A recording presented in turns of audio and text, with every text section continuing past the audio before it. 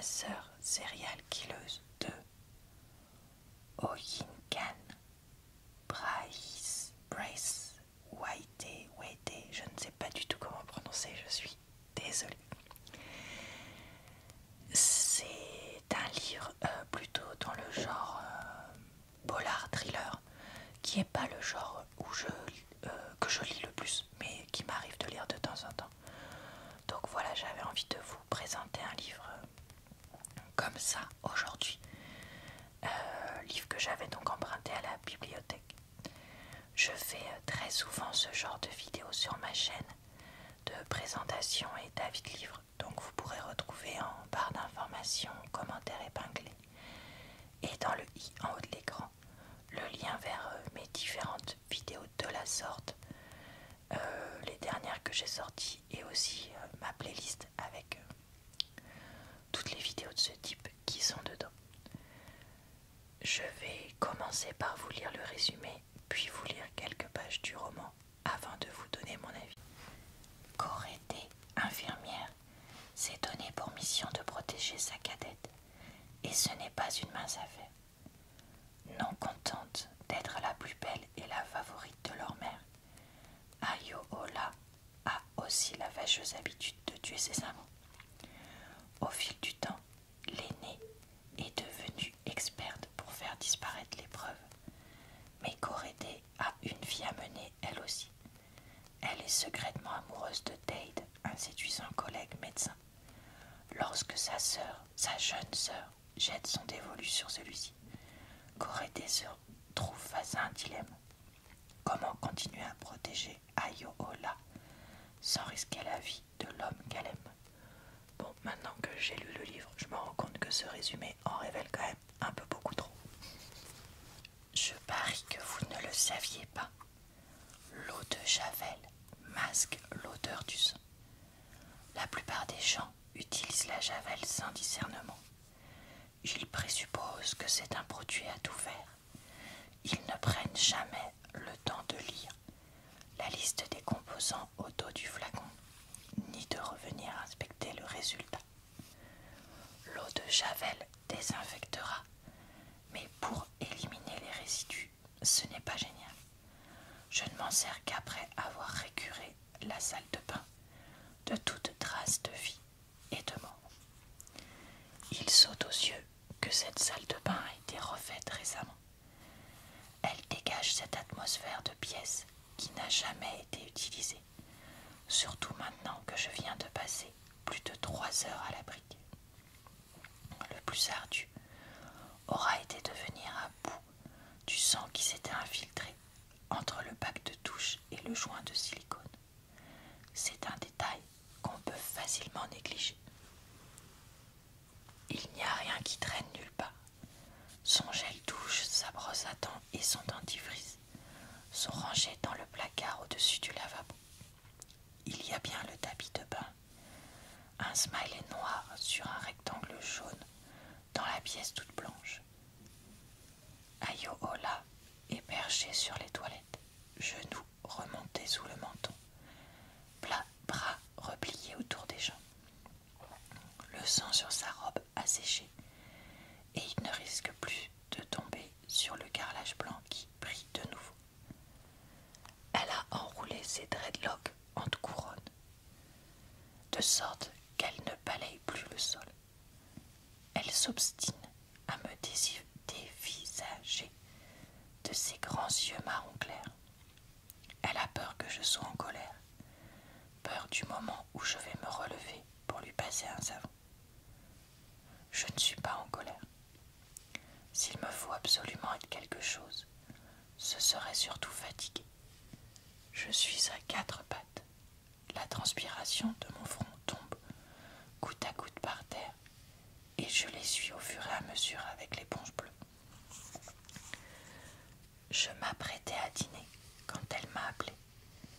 J'avais tout bien disposé sur le plateau. La fourchette à gauche de l'assiette, le couteau à droite, la serviette pliée en couronne et placée au centre. Le film était en pause sur le générique d'ouverture et le minuteur du four venait de sonner quand mon téléphone s'est mis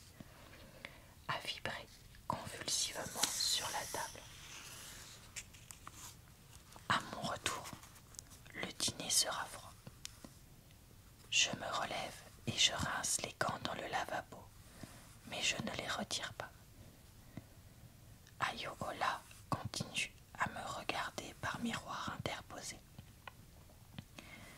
Il faut faire disparaître le corps, lui dis-je. Tu es en colère contre moi?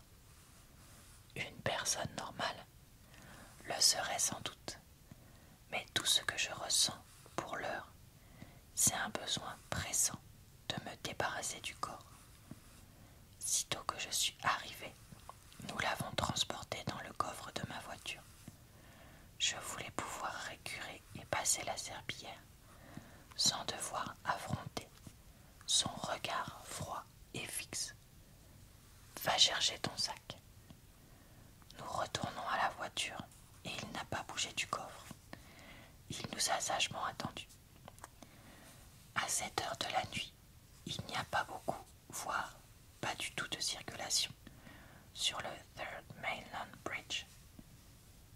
Comme il n'y a pas non plus d'éclairage le long du pont, c'est presque le noir complet.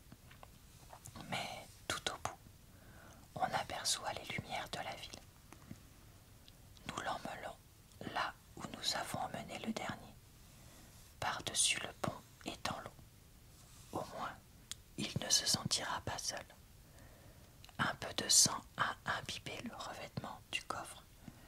Ayo-Ola propose de le nettoyer par culpabilité, mais je lui prends des mains ma mixture maison, une cuillerée d'ammoniac pour 2 mesures d'eau, et j'en verse sur la tâche.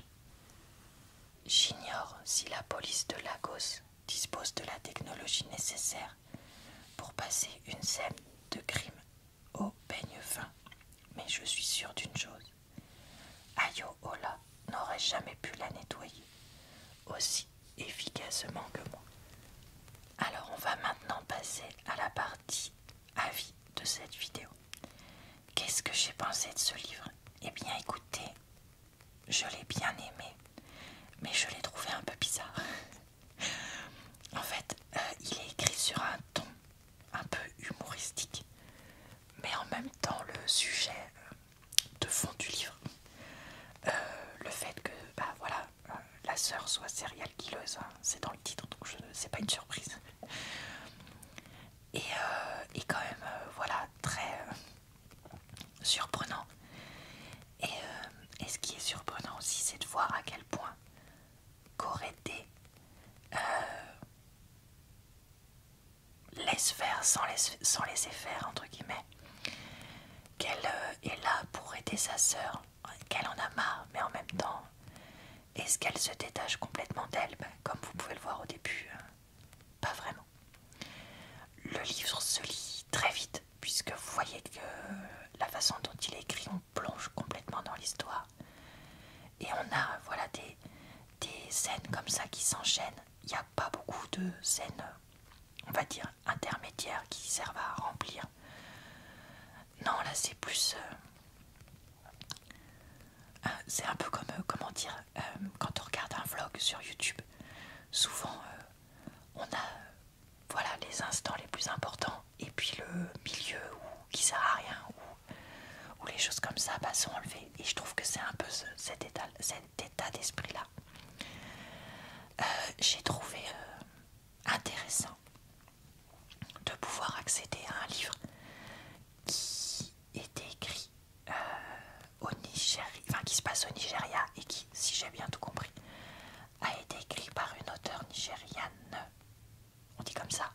Oups, j'espère que c'est comme ça qu'on dit, parce que moi des fois j'ai un peu de mal avec les voix, je parle comme un pied, je suis désolée si c'est pas comme ça qu'on dit. Mais donc ça c'était intéressant parce que ça change. Moi j'aime bien lire des livres d'autres types d'auteurs et d'autres histoires, et du coup je suis contente d'être tombée sur celui-là. Ce qui était original aussi, c'était de voir un peu la famille. Que en fait c'était pas que la sœur qui avait un problème, c'est que il y a un peu toute la famille qui est dysfonctionnelle. Et petit à petit on se demande dans ce livre, qu'est-ce qui va se passer? Est-ce qu'elles vont se faire prendre? Est-ce que Corrété va dénoncer sa sœur? est-ce que quelqu'un d'autre va finir par dénoncer ça? Enfin, vous voyez, il y a toute une histoire autour de ça. Et c'est le genre de livre où il se passe des choses, mais en même temps pas grand-chose, mais en même temps quand même des choses. Et où on a un peu l'impression de tourner en rond, mais pas complètement. Enfin, j'ai du mal à décrire l'atmosphère de ce livre. Et qui fait que justement, bien qu'il m'ait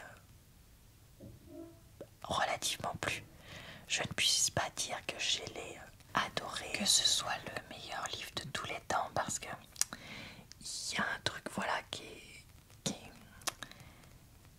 reste un peu sur la langue, si je peux dire ça. Vous voyez, comme un arrière-goût d'un médicament qu'on aurait pris ou un truc comme ça. Après, si vous aimez bien les romans un peu décalés et originaux, eh bien je ne peux que vous le conseiller. Par contre, si vous aimez les romans histoire d'amour gnangnan, comme je peux parfois en présenter, c'est pas du tout ça, ou les romans avec beaucoup d'action, où il se passe beaucoup de choses, etc. Pareil, je recommanderais pas. Mais voilà, pour changer, pour une petite lecture originale, j'ai bien aimé. Et je pense que si vous avez un peu un coup de mou, ça peut être le genre de livre qui peut vous changer les idées, mais sans avoir un côté enfin, moi quand j'ai un coup de mou, j'aime bien soit lire des histoires d'amour gnangnan, soit lire des trucs comiques ou qui changent les idées. Et là on est plus dans cette deuxième catégorie. Voilà, bon bah écoutez, j'ai rien de plus à dire pour ce livre. Donc j'espère que cette vidéo vous a plu, relaxé et diverti. Je vous retrouve très vite dans des nouvelles vidéos David Livre. Je vous souhaite une bonne soirée, une bonne nuit ou une bonne journée. Et je vous dis